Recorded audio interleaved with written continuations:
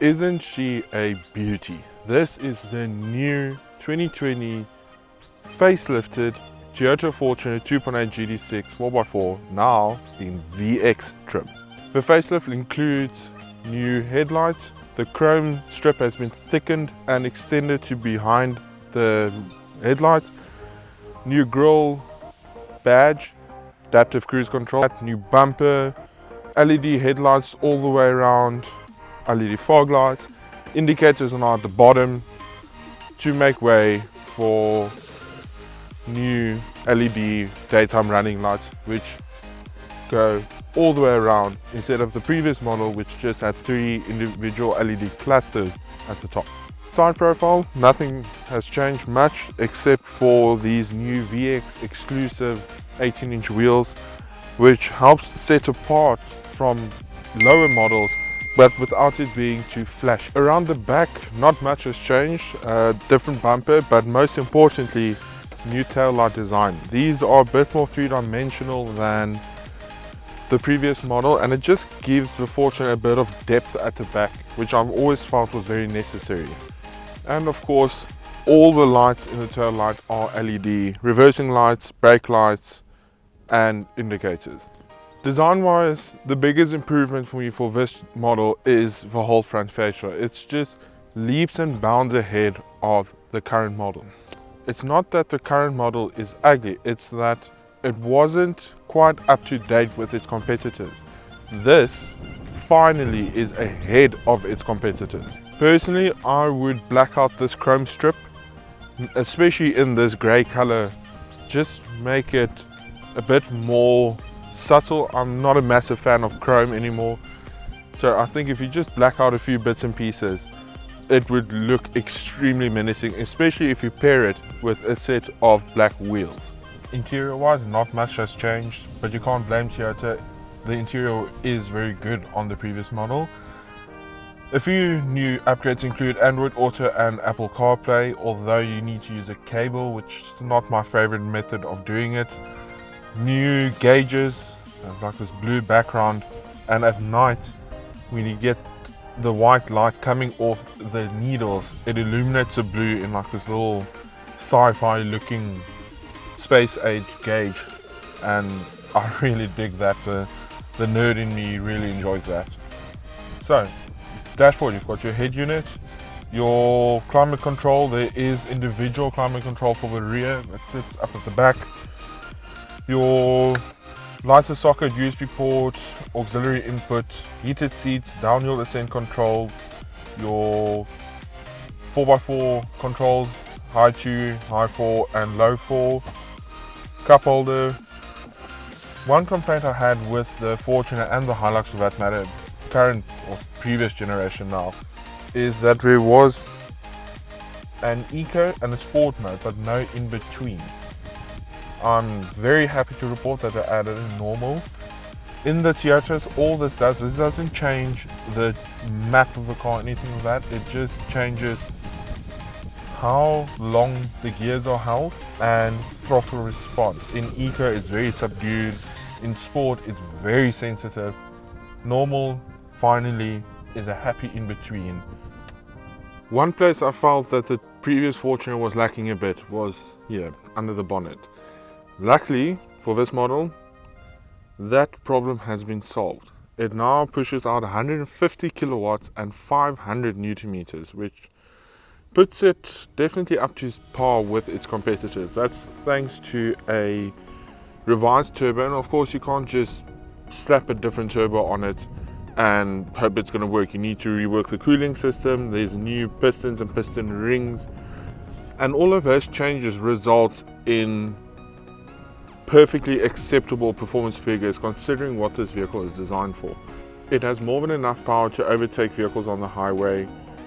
Fuel economy, on a 400 kilometer round trip I did this weekend, we averaged around 10.3 liters on 100.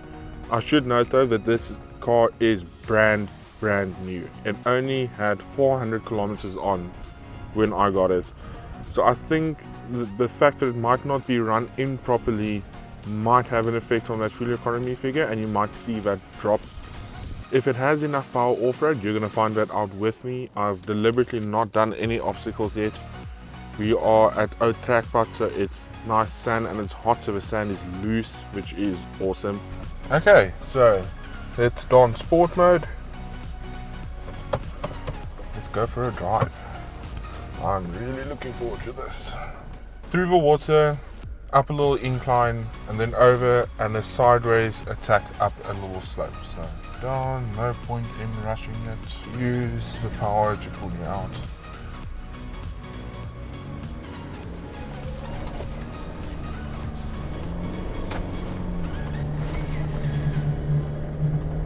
Okay, so let's see if we can do a little slope with minimal run up and see if we can get to the top.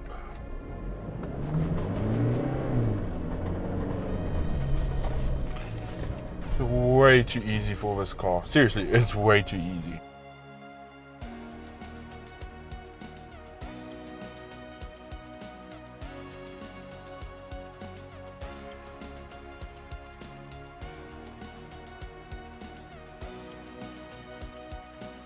One thing I forgot to mention when I was talking about the changes that have been made is there is now an automatic limited slip differential available on the Fortuner. So combine that limited slip diff with the increased power and torque figures, and this is a very capable off-roader.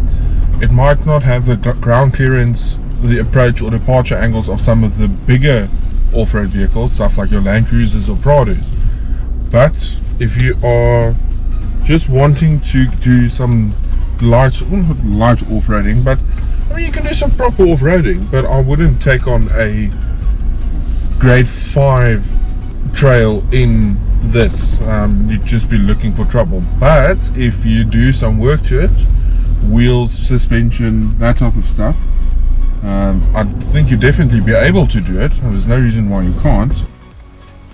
Just a quick note, something that I'm also a bit disappointed by interior wise is the fact that they didn't fit the JBL sound system, which is now available on the new Hilux Legend as well, which is a bit of a pity because it's a very good sound system. It's not that the sound system is bad. The JBL just has some additions like a subwoofer and better tweeters, so the sound is just a bit better. So overall impressions off-road. Very capable as long as you manage your expectations. If you don't try and do anything crazy, you will be more than 100% okay. As a package, this to me is more than just a facelift. It's an update, especially because of those power upgrades and that limited slip differential. Awesome car. You're buying Toyota reliability and durability.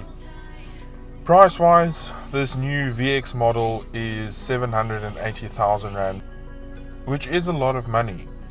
But considering what you are buying into, and you're not just buying a Fortuner, you're buying a legacy, you're buying a Toyota, and I mentioned that in the previous Hilux video and the previous Fortuner video. So from the SA4x4 team, thank you very much for watching. We hope you enjoyed it. Please consider subscribing to our channel if you want to see more video reviews.